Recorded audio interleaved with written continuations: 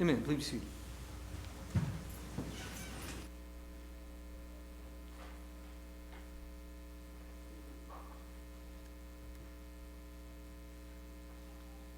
Good morning. How are y'all doing? Good. It's good to see everybody. It is certainly good to be here this morning. We're beginning a new year, so we're going to be talking about a new theme. We'll be introducing that in just a minute, but we're kind of unpacking this new year. We've had a lot of great things happen already at the end of last year and leading into this year, and I was thinking about, as Joe was giving our communion comments, with our kids, we, of course, would not allow them to partake of the Lord's Supper. They got to watch us do it, and they would always ask us about it, and wonder why they couldn't drink the juice and eat the cracker because they were always hungry, and, they wanted to know. But I think as time progressed and as, Sarah finally came to the point where she obeyed the gospel and she was able to do that for the first time, she realized why we waited, why we didn't allow them to do that, because of the significance of the symbol. And it's meaningful. It's meaningful. And I was thinking about Caden Smith this morning, and I was thinking about he putting on Jesus in baptism, and how that first Sunday when you come to worship, and we do forget sometimes that we have gotten to that point where we can commune with the Lord. And it's a special time for us. And I was thinking about that. I thought I would share that with you. Also, I was thinking about 2020, just kind of unpacking this year in my mind, and it's been difficult, hasn't it? I mean, it really has. It's been very difficult. Things that we never imagined would ever happen have happened. I never imagined that we would shut down schools early. I mean, I kind of hoped when I was a kid, but, as an adult, I never really imagined that would happen, but it did. I never imagined that we'd have to close the doors to the congregation and not be able to meet in the buildings. That was not something that was really on my radar, especially at the beginning of the year. I just really never thought that we'd have to go around wearing masks everywhere. That was such a strange thing. The riots that we've seen throughout the country, the political and civil unrest, I mean, all of it has just been really, really difficult and bizarre. And what I would really like to do, I think, is that mentally, I want to just put it all behind me. I really do. I mean, I just want to say, you know what? This new year means that it's all over, that it's done, that it's never going to happen again, that all that happened is going to come to an abrupt end, and it's just over, and we can start over again. But I think that's an unrealistic expectation. What do you think? I would like to say that, and I would like to think that, and I would like to feel that. I would like to be there. I don't want to hear about it anymore. I don't want to talk about it anymore, but it's not really realistic. And I'm afraid that if we go through life waiting for those times where things are just good, those times when the chaos and the disorder and the difficulties end, and if we're just waiting for those times to commit ourselves to whatever is important in our life, if we're just waiting for those times to think about those things and just thinking, when it's all over and all the difficulties are over and everything is smooth sailing, that's the time I'm going to step in and actually act and respond and do the things I'm supposed to be doing. And I'm afraid that if we think that way, that we're never going to do it. What do you think? Because I think that's kind of how we feel sometimes. We feel like when the pressure's off, that's when I'll do it. But the pressure's never really off, is it?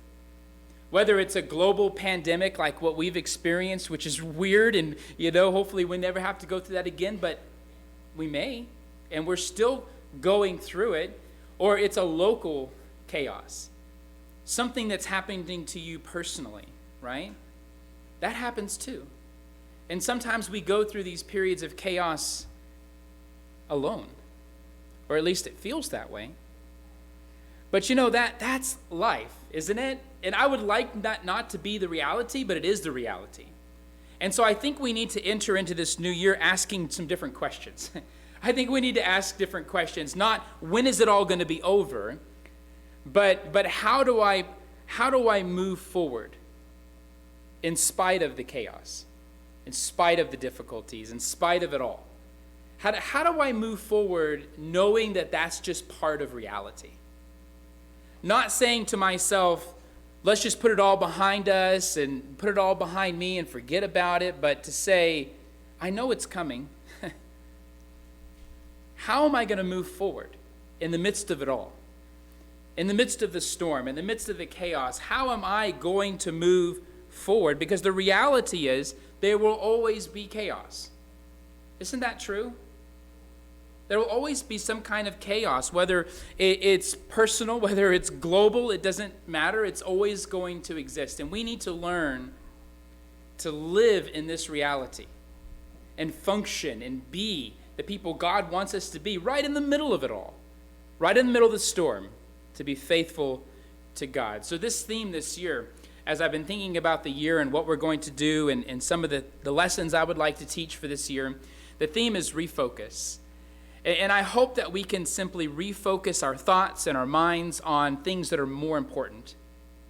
Things like family, things like relationships, things like worship, these things that are important for us. And I hope through this year that we can be better equipped to deal with the storms that will come in the future as we move into this new year. So I have this New Year's resolution. I hope that you join me in keeping it this year.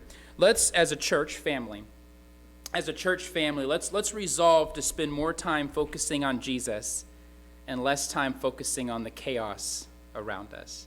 Let's do that. Let's focus on those things, and let's allow Jesus to be our peace. Let's allow Jesus to be the solid ground that we walk on. Let's allow Jesus to perfect our faith as we move forward in spite of the chaos around us. So we're going to spend some time in Matthew chapter 14 this morning. And we're not going to read the whole chapter, but I feel like we need to get a grip of what's going on here in Matthew's gospel. And so Matthew chapter 14 is the part where we are told about John the Baptist's untimely death, that he's going to die. And so it's kind of a bit of a flashback as to what Herod of Tetrarch has done to John the Baptist after John the Baptist has called him out in regards to relationship that Herod had. And so he is going to be beheaded. And so it starts off by basically saying, that Herod hears about Jesus, and the first thing that comes to his mind is John the Baptist, right? Because that is the chaos in his life. That is the unsettling thing in his life. Is to know that he put that man to death, and that man was a righteous man, and that he was a faithful man, but he put him to death anyway because of his own lusts and his own desires. And so that was on his mind. And then when we go down to verse 13 of this same chapter, Jesus hears about John, and we get to hear about Jesus' response to John's untimely demise. So it says in verse 13, "Now when Jesus heard about John, he withdrew from there in a boat to a secluded place by himself." And I think as we follow Jesus' ministry and we follow Jesus' life, we see that it's common for Jesus to seek some secluded place, right? Some form of isolation. Jesus, when he is facing difficult times, when he is facing times when he really needs to bring himself to focus and bring himself to do the thing that he struggles to do, or to cope with something like this, that he finds a secluded place and he prays to his God, and he spends some time in meditation to his God.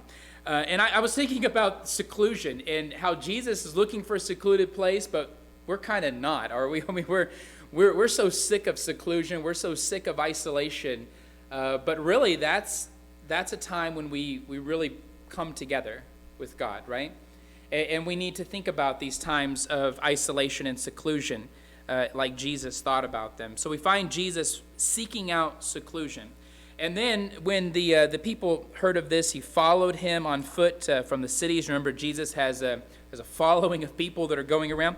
And when he went ashore, he saw a large crowd and felt compassion for them and healed their sick. When we're struggling, okay, when we're struggling, all right, maybe this is true about you. I know it's true about me, but when I'm struggling, I find a lot of trouble finding compassion for others. Do you ever feel that way? when you're stressed out and you're struggling and you're having a difficult time coping with something and something's going on in your life, do you find it difficult to show compassion to others? I know I do. I think maybe that's a normal way of thinking. Maybe it's just me, but I find it difficult. And I find it interesting and unique about Jesus' character that when Jesus sees this crowd, even though he's dealing with this situation, he still finds compassion for the people that are coming to him who are sick and who are hurting, and he heals them. In verse 15, it says, and when it was evening, the disciples came to him and said, "This place is desolate." It's kind of like, Jesus is looking for seclusion. They find him, right? And they're coming to, "This is a desolate place, Lord." And he's thinking, I know, right? That's why I came here. It's a desolate place. But they're recognizing the very fact that this crowd is in need of something. They're in this place. It's getting dark, right? I mean, this is not a safe place to be. They need food. They need shelter. They're staying there with Jesus. It's a desolated place, and the hour is already late. Send the crowd away, that they may go into the village and buy food for themselves. Now, part of going into the village is not just buying food, but it's finding a safe place, right? I mean, we don't really live in a world where we're concerned about it getting dark, right? I mean, not so much. Not here in Monahans, Texas, not so much. But there are other places of the world that if you're in a desolate place and it starts getting dark, your life is in danger. That there are people there who want to take your life, that there are things that are there that want to take your life. And so you're worried for your life. So you want the security of the city. And so that's what's going on. And so Jesus is being told by his disciples, send these people away so they can go find food, find shelter, and they will not be here in the dark. But Jesus said to them, they do not need to go away. They don't need to go away. Now, of course, they needed to go away, right? I mean, in all reality, they needed to go away. In the mind of the disciple, in all reality, if this were any other circumstance and Jesus wasn't there, they needed to go away. They needed to find a safe place. They needed to find food. But Jesus is saying, because he's there, they don't have to go anywhere. They can stay right here. They can stay in isolation. They can stay in this place. They can be here. And then he says, you give them something to eat. All right? So not only does he have compassion for the crowd during this time of chaos in his life, because, I mean, it is chaotic. I mean, Jesus, John, the loss of this friend and relative. I mean, there is a time here where Jesus is pressured, and he's not free from human experience. And so Jesus is here. He's showing compassion for the crowd to heal the sick, but he also finds an opportunity to teach his disciples, right? To teach them and help them to understand. And then it says in verse 17, we're kind of moving through this quick because we're not quite at the verse I want us to be at, but verse 17, and they said to him, we have here only 5 loaves and 2 fish. And he said, bring them here to me. And he ordered the people to sit down on the grass. He took the 5 loaves and the 2 fish, and he looked towards the heaven and blessed the food, and he, breaking the loaves, he gave them to the disciples, and the disciples gave them to the crowds. Verse 20, and they all ate and were satisfied, and they picked up what was left over, the broken pieces, the 12 baskets full. And there were about 5,000 men who ate, besides the women and the children. So I want us to kind of pause here for just a minute and just think about this idea. All right? We're not going to park here very long, but think about this.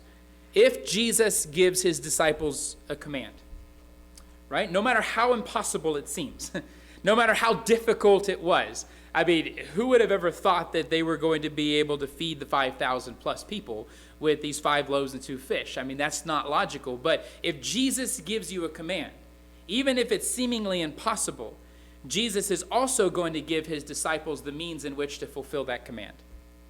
You see that? That Jesus is going to make sure that they're going to be able to actually fulfill the command. That even though it was impossible to feed all these people with such little food, if Jesus commands his disciples to do it, he's also going to give them the means in which to do it also. Verse 22. Now here, we're starting to get into the main part that I want us to spend time on this morning. In verse 22, it says, immediately he made the disciples get into the boat and go ahead of him to the other side. Now, while he sent the crowds away, and then it says, after he had sent the crowds away, he went up on the mountain by himself to pray. And when it was evening, he was there alone. So this is, if you're following along in Matthew, this is our second boat story, if you will, in Matthew. The first one was in Matthew chapter 8, where we see Jesus and the disciples in a boat, and Jesus is sleeping. And in that story, the storm is raging all around them, and the disciples are fearful because of the storm, and they have to wake up Jesus to calm the storm. And then in verse 24, it says, but the boat was already a long distance from the land, and it was battered by the waves, for the wind was contrary. So, setting the scene. Disciples have already gone ahead of Jesus. They're in the boat. There's this big storm. The boat is being tossed around. It's being battered by the storm. They're afraid. They don't know exactly what to do. Jesus has stayed behind to find his isolation, his seclusion, and be alone, which he has found. And he's just, kind of like saying, you guys go ahead, I'll catch up. And so that's basically what's going on. But the very idea, I was thinking about being in a boat. I'm not a big fan of boats. I particularly don't like planes either. I don't like things where I'm in and I feel like, just you're kind of in this thing and there's not a whole lot that you can do. You lose a lot of control. That's how I feel about it. And you can imagine yourself being in a boat in the midst of water, and the water is coming down on you, and the storm is raging, and the boat is being torn to pieces, and the only thing that's keeping you from sudden death in the murky waters is this boat that's already coming apart, And of course, I feel that way about planes too, It's like you're just in there, and there's something about that makes you feel like you've lost control. You've lost control of the situation. And I think that's how we're supposed to feel in the story, that the disciples have lost control of the situation. They are hopeless on their own to save themselves, and they're hopeless in the midst of this storm. They can do nothing.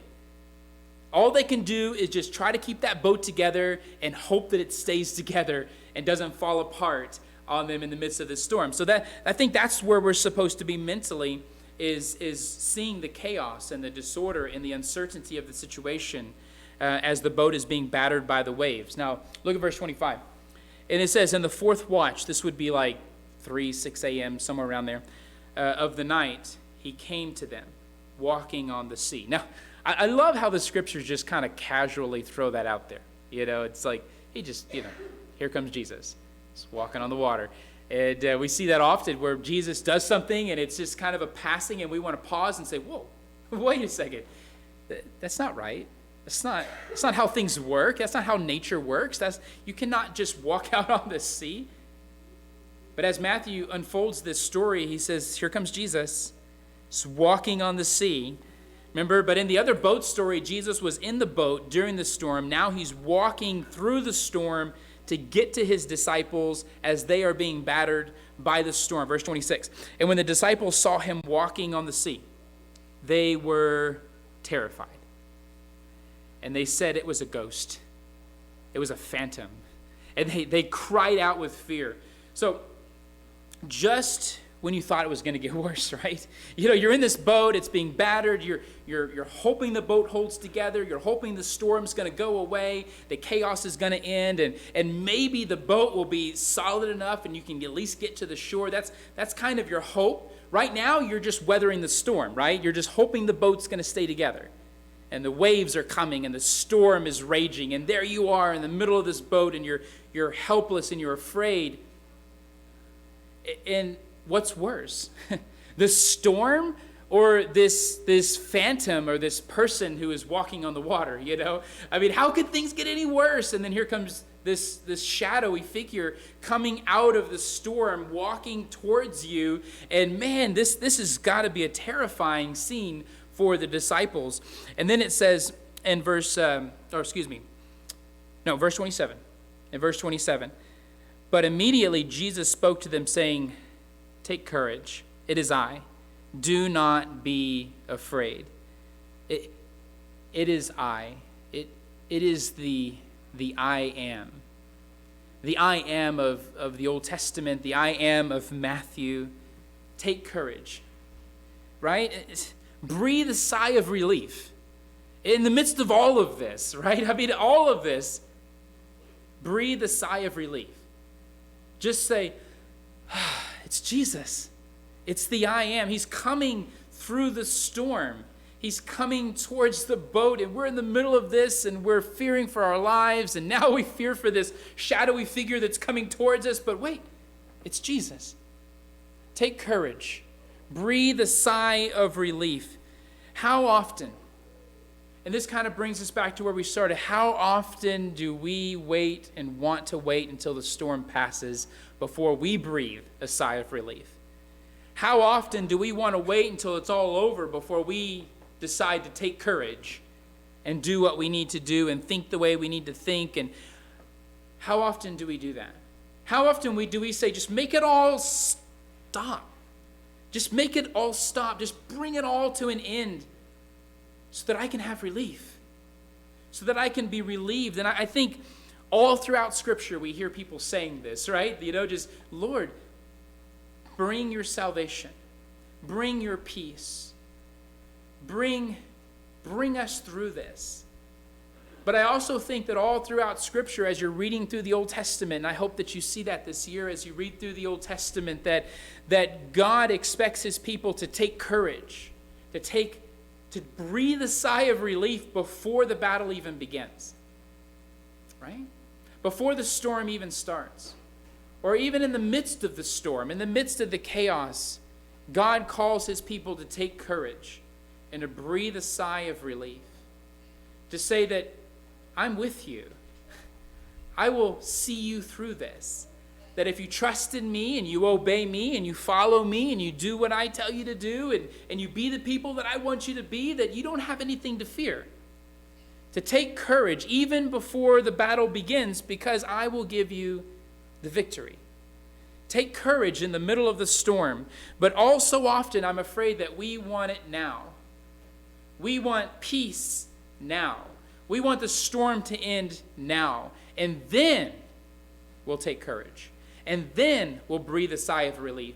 And then we'll do what we're supposed to do. But that's not what Jesus is saying, is it? And that's not what the disciples are experiencing in this story.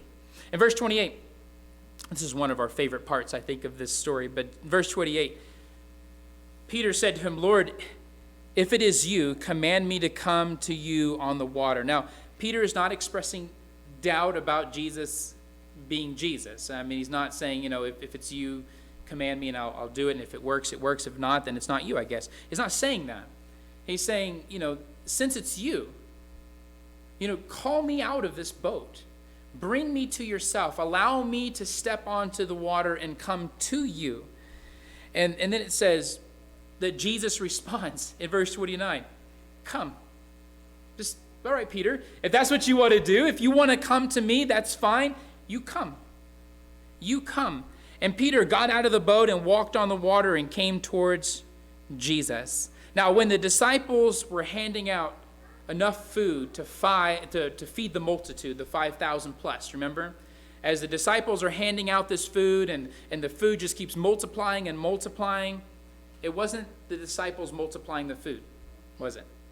Now, they were handing it out. They're collecting the food. They've got their responsibility in this work as well. But it's Jesus multiplying it, right? Jesus is multiplying the food. When Jesus commands Peter to step out of the boat, when he steps out of the boat in the midst of the storm, it's not Peter's power. It's not Peter's authority that allowed him to step on that water and move away from the boat. Whose is it? It's Jesus, right? Jesus. And so he commands him to come out of the boat. He comes out of the boat. And I think that the lesson that we need to draw from that is that when the Father commands us to do his will, and when we go out and we do his will and we do the things that he desires for us to do, and we are the people and we be the people that he wants us to be, it's not our power and it's not our authority that brings about that fulfillment. It's God's. See, God is the one who has the authority. He's the one that has the power. We do. and we be the people that he desires for us to be. Look at the next verse. The next verse, it says, "But seeing the wind, he became frightened. And beginning to sink, he cried out, 'Lord, save me.'" The chaos all around them, it didn't stop when Peter stepped out of the boat, right? The chaos didn't stop. Remember the last boat story? They wake Jesus up and he calms the storm. It's still storming. The boat is still being battered by the waves. All of this seems to be still taking place in the story. The chaos is still there. The tension has not been relieved yet. We're still feeling it. And Peter gets out of the boat and the storm is raging all around him. He steps away from the security of his boat. You know, and I think that's kind of a weird way to put it, but as I was thinking about what Peter's doing, there was a sense of security in being in the boat, wasn't there? Just a little bit. I mean, you know, we know the boat's not going to make it. It doesn't seem like it is. It's coming apart, but there's a sense of security in being in the boat. There's a sense of safety being in the, even though it's being battered, even though it's being torn apart, there is that slim sense of false security being in the boat. And Peter steps out, but when he sees the storm raging around him, he becomes fearful. And he stops focusing and he begins to sink and he has to cry out, "Lord, save me." In verse 31, it says, "Immediately Jesus stretched out his hand and took hold of him and said to him, 'You of little faith, why did you doubt?'" See, Peter's problem was doubt, wasn't it? I mean, the chaos around him distracted him. He doubted. He began to sink. He lost his single-minded focus on Jesus. And he began to sink in the chaotic waters. The chaos was around him even when he stepped out of the boat. He was able to do that. I mean, that wasn't an issue. He was able to fulfill that command of Jesus to come, and he steps out of the boat. The storm is still raging. But when the storm takes his focus away from Jesus, what happens? He begins to sink. He begins to become distressed. You know, I think we all want to believe that if Jesus calls us out of our sinking boat, that if Jesus calls us out of our sinking boat, our false sense of security, to come to him, that we would. Don't you think? I think we all want to believe that. We all want to believe that if Jesus calls us out of the sinking ship, our false sense of security, that we're just going to go. We're going to do whatever Jesus tells us to do. And I would say that Peter probably believed that too. I think if you were to ask him that question before he even got in the boat, he would say, absolutely, absolutely. I'd walk right through that storm to Jesus. I didn't have any problem at all with it. I would do it. If Jesus called me to walk on fire, I'd walk on fire. Jesus called me to walk on water to him, I'd walk on water. I don't care what's going on around me. And I think Peter would say that. I kind of feel like Peter would say something like that, because I would say something like that when I'm on the shore. When the boat was doing okay. But in the midst of all of this, we see Peter losing his focus. We want to believe that after we take that first step, that we will remain focused, that we will keep our eyes fixed on Jesus. But the reality is that there will always be chaos, right? There's always going to be chaos. Whether it's on a global scale like we're experiencing now, or whether it's in an individual personal level, there's always going to be chaos. We all face times of disorder. We all face times of confusion. And at some point, we have to make a choice, don't we? At some point, we have to make a choice. Will I focus on the chaos, the disorder, the confusion, those things that are beyond my control? Will I focus on those things? Will I focus on a false sense of security that's keeping me here? A false sense of security that's keeping me in a boat that's being destroyed? A false sense of security that's keeping me where I'm at? Or will I focus on something else? Will I focus on someone else? Will I have a single-minded focus on Jesus in spite of the chaos around me? In spite of the storm? In spite of the confusion? In spite of the difficulties? Will I have a single-minded focus on Jesus? We want to wait until the storm ends, don't you? I want the storm to end. I want it to go away. I want all of the difficulties in life to go away. I want the chaos to end. I want things to be seemingly normal. But folks, what if our normal was our sinking ship? What if our seemingly normal reality that we've lived on and on so comfortably with, and we thought this is good, and we're any day now I can get up and I can do whatever I want to do, and I can say what I want to say, and I can be the person that I want to be, and every day we have that freedom and opportunity. What if that was our sinking ship? What if that was it? And the chaos is just making us realize that the ship is sinking. The life we try to live on our own, the life that we try to live without Jesus, the life that we try to live without the church, the life that we try to live in the midst of our security, was our sinking ship. But when we leave that behind, and we leave that life behind, and we step out in the water, not when it's peaceful, not when it's calm, but in the midst of the chaos, and we keep our eyes fixed on Jesus, we can make it through the storm. Not by my authority and my power, but the authority and power of Jesus, who can bring us through it. So don't wait. Don't wait. Don't wait until the storm passes to come to Jesus. Don't wait for the storm to pass, to leave your seeming security to come to Jesus. But in the middle of the storm, step out. Step out of the sinking ship and come to Jesus. So this year, as we unpack this lesson series and we begin to talk about refocusing more on Jesus in this new year, I want us to continue remembering this resolution this year, to resolve to spend more time focusing on Jesus and less time on the chaos around us, to allow him to be our peace, to allow him to be our solid ground that we walk on, to allow Jesus to perfect our faith. And this morning, a new year, fresh start. Don't wait until the chaos is over. But right now, if you find in your life that it is time for you to step out of your false sense of security and follow Jesus, whether that be whether you have been a Christian for years and you have fallen short of that expectation and you've lost focus and you're ready to come back to Jesus, this is an opportunity for us to pray with you and be with you as you begin that journey again. Or if you've never followed Jesus and this is your first time to come to Jesus and you want to be baptized for the remission of your sins, this is the opportunity for you to come forward as we stand and as we sing.